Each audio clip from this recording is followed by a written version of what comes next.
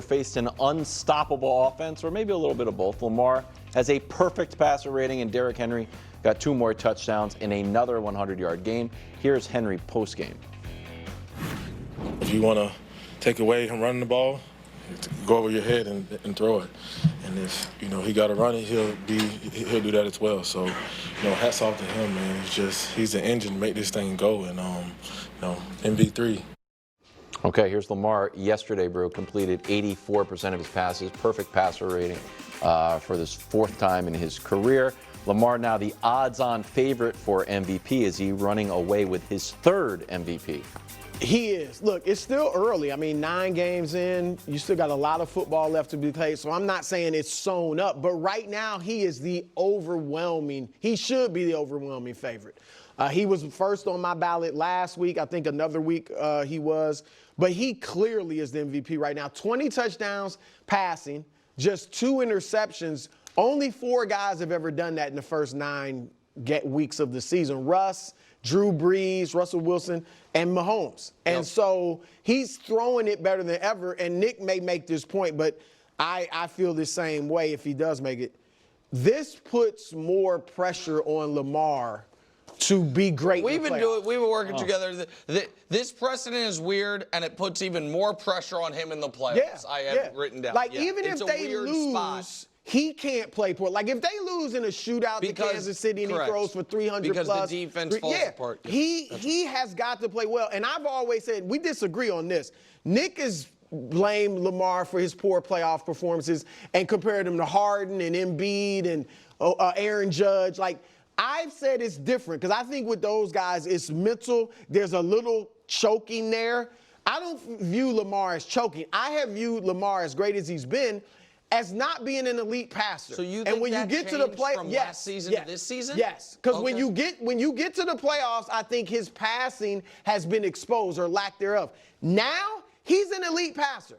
By every measure, he is an elite passer. Last year too. Now, his numbers are way better. These are the best numbers of his career. Yes. He's got the 4th highest passer rating for a season ever. Aaron Rodgers did better twice. Peyton Manning did better once. And then it's Lamar. Those 3 all won MVP the years they did it. Mm-hmm. So this year, there will be no, like, if they have to get in a shootout, watching Lamar play right now, you would say, okay, then shoot it out.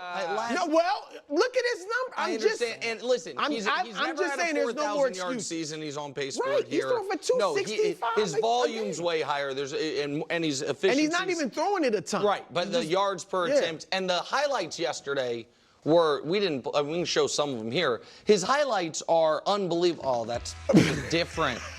2-time MVP with an unbelievable regular season. See, it's a different guy. Fun at Lamar. No, it was unbelievable, unprecedented. Greatest season by a right-handed hitter we've ever seen. I don't know how it applies come January, but again, I'm just telling you it is what it is. Everybody all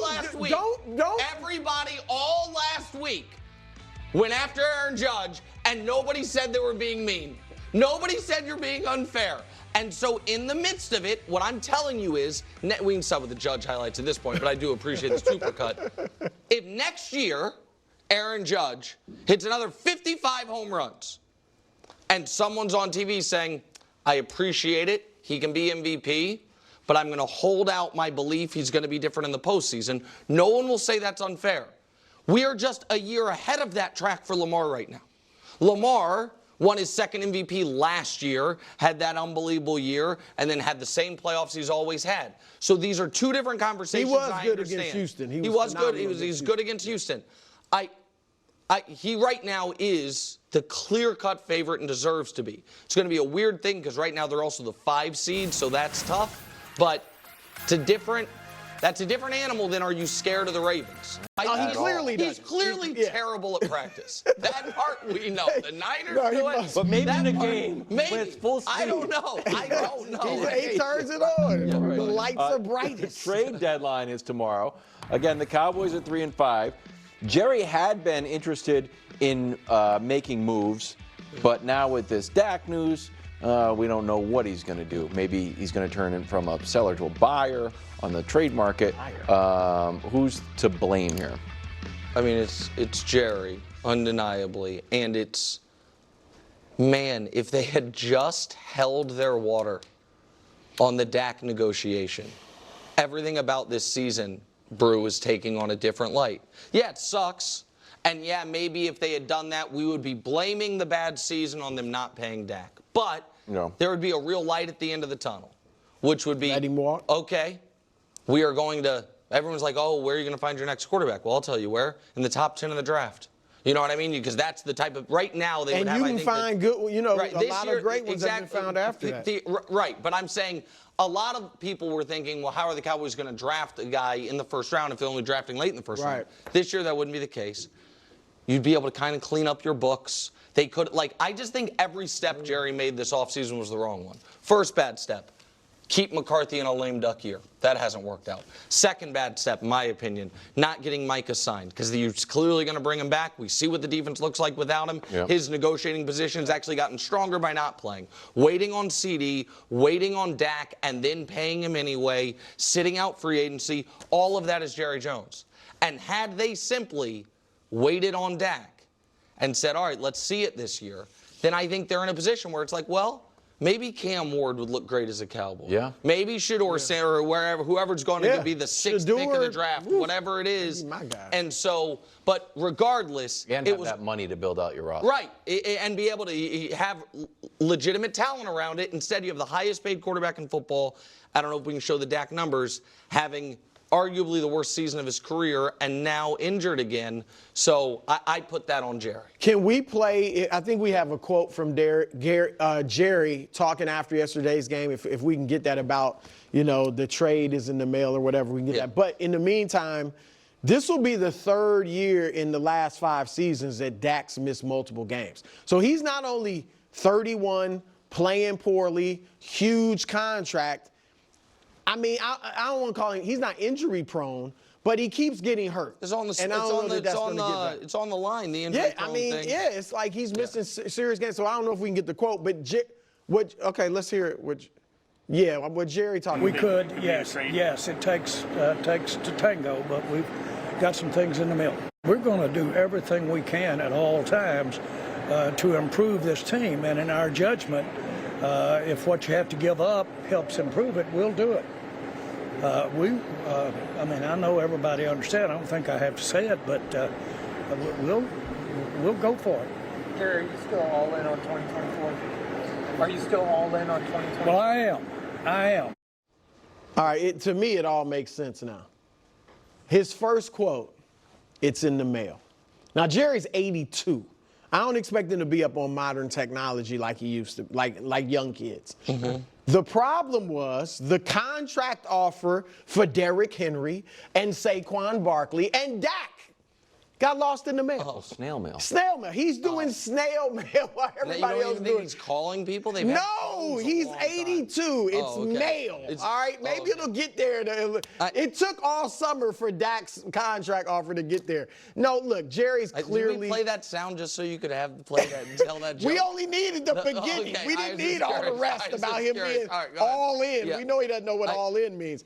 Jerry's to blame. And everything Nick said, of course, you should have signed Dak early, gone out and got Derrick Henry, Saquon Barkley, Aaron Jones, kept Tony Pollard. Like, there's a host of running backs you could have gotten, even if it wasn't Barkley or Henry. But beyond that, you guys know, and I've been saying this for years, before it was sexy to say it, before everybody was saying it, the culture he has created is not conducive to winning. And one small part of that is he disempowers the head coach. It's not that he doesn't empower the head coach, he actually disempowers him. So if Mike McCarthy really wants to hold guys accountable, he can't.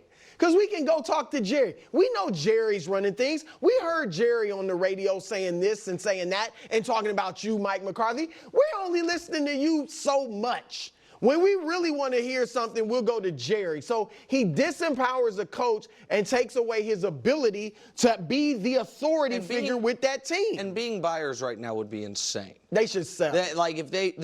I'll tell you one, it would not be popular with Cowboys fans, and maybe it's a bad idea, and I know they wouldn't do it, but they have a future Hall of Famer on their team that the other team in Texas would probably triple overpay for in 34-year-old guard Zach Martin. His contract expires after this year. They need to get younger. They need to clean up their books as they are right now. The Texans have a desperate need along the Texans are trying to win right now, and CJ's going to get murdered.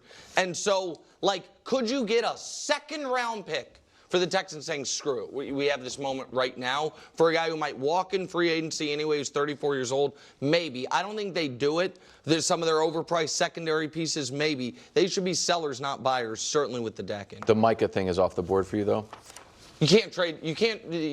At some point, the Panthers are learning this. You have to have some good players.